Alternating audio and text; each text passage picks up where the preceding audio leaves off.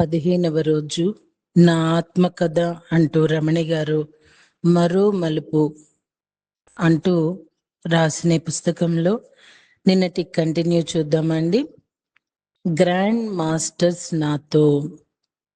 హాస్పిటల్లో సర్జరీ జరిగే సమయంలో నేను చాలా ఉత్సాహంగానే ఉన్నాను. ఎందుకంటే 3 గ్రాండ్ మాస్టర్స్ నా చుట్టూ ఉన్నారు. అందులో ఒకరు నా కొడుకు, ఇంకొక గ్రాండ్ మాస్టర్ చెల్లి, అలాగే సీనియర్ గ్రాండ్ మాస్టర్ మా అమ్మ. వీరంతా నా దగ్గర ఉంటే నాకెందుకు బెంగ? పైగా మంచి మెడిటేషన్ ఆడియోస్ అన్నీ నాకు అందుబాటులో నా దగ్గరే ఉన్నాయి. ఇంత ఆనందానికి గల మరో కారణం ఏంటంటే నాకు రోబోటిక్ సర్జరీ చేస్తామన్నారు. సర్జరీ అంతా కూడా చాలా చిన్న హోల్స్ పెడితే చాలు, సర్జరీ చాలా ఈజీగా రోబోట్ చేస్తుంది. కాబట్టి ఇన్ఫెక్షన్ అవటం కానీ కుట్లు రిమూవ్ చేయటం కానీ ఉండదు అని అనటంతో నేను చాలా హ్యాపీగా సర్జరీ రూమ్లోకి వెళ్ళాను. మధ్యాహ్నం 2 గంటలకి సర్జరీ స్టార్ట్ చేశారు. సర్జరీ టేబుల్ మీద పడుకున్నాను. అంతే, తెలివి వచ్చేసరికి ఐసీయూలో ఉన్నాను. ఐసీయూలోకి ఎప్పుడు మార్చారో నాకేమాత్రం తెలియదు. అక్కడ చాలా మంది ఉన్నారు.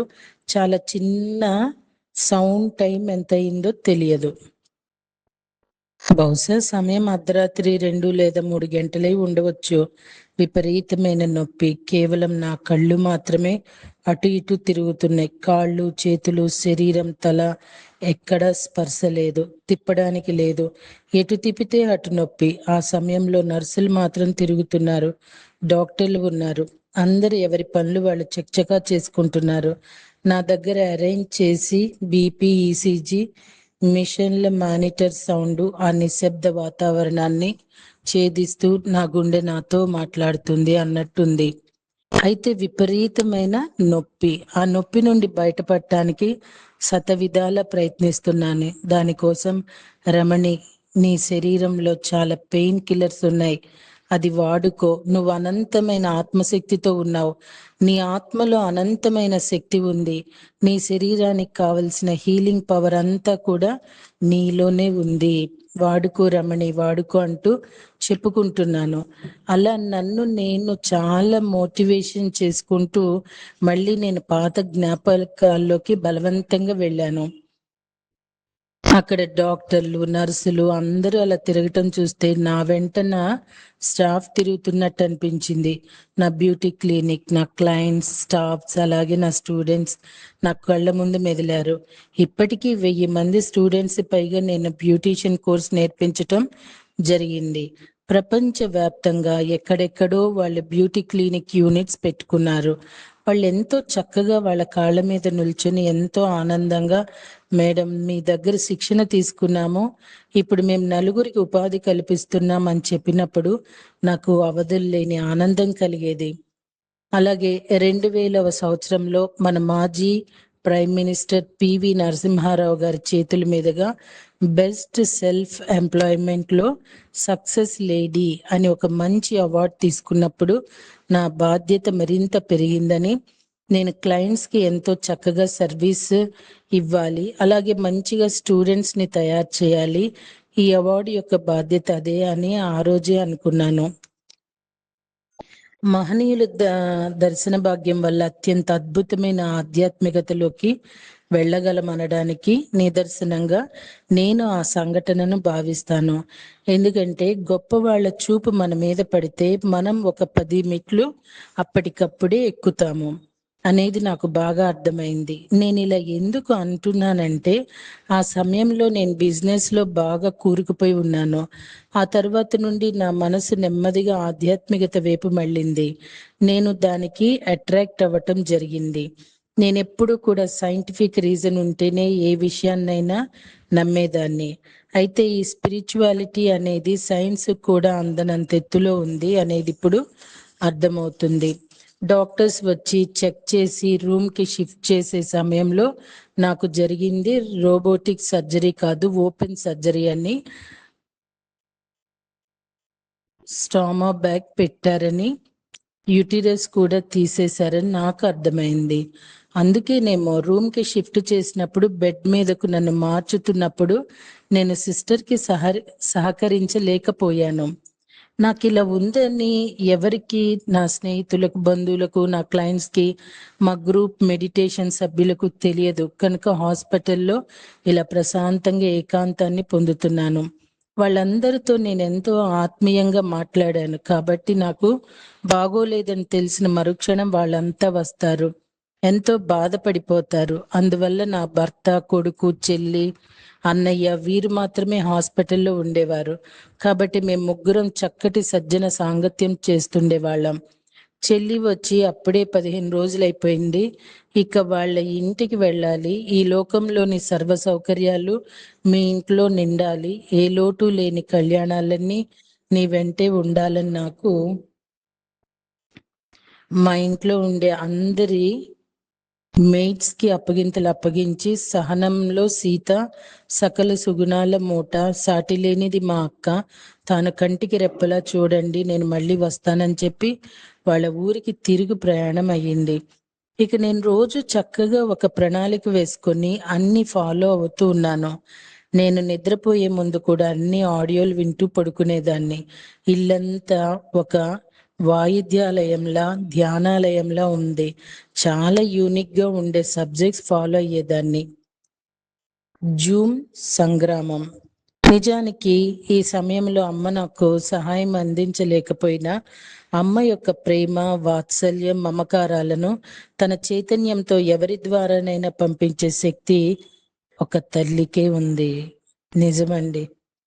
ఒక తల్లికి ఉన్న శక్తి అసలు ఇక ఈ లోకంలో ఎవరికీ ఉండదు. అది అర్థం చేసుకున్న వాళ్ళకి తప్పకుండా అర్థమవుతుంది. ఎక్కడున్నా ఒక తల్లి దీవించింది అంటే అది ఒక కాంతి రూపంలో ఆ బిడ్డకి తప్పనిసరిగా చేరుతుంది. నిజం మాస్టర్స్, ఇది చాలా అద్భుతమైన మాట. తన చైతన్యంతో ఎవరి ద్వారానైనా పంపించే శక్తి ఒక తల్లికే ఉంది.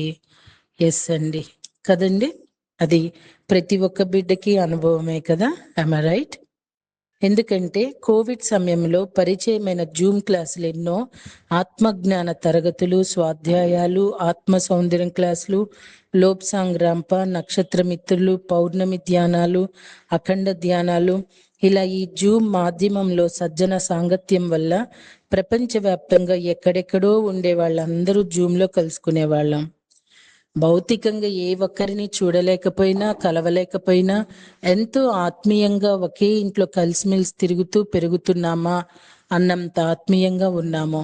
ఇందులో Vizag, Dubai, Bengaluru, Pamuru, Proddatur, Kadapa, Anantapuram, Singapore, USA, Australia, ఇంకా వివిధ ప్రాంతాల నుంచి అందరం జూమ్లో ప్రతిరోజు కలుస్తూ ఉండేవాళ్ళమే. కానీ నేను నా ప్రస్తుత పరిస్థితి గురించి ఎవరికీ చెప్పలేదు.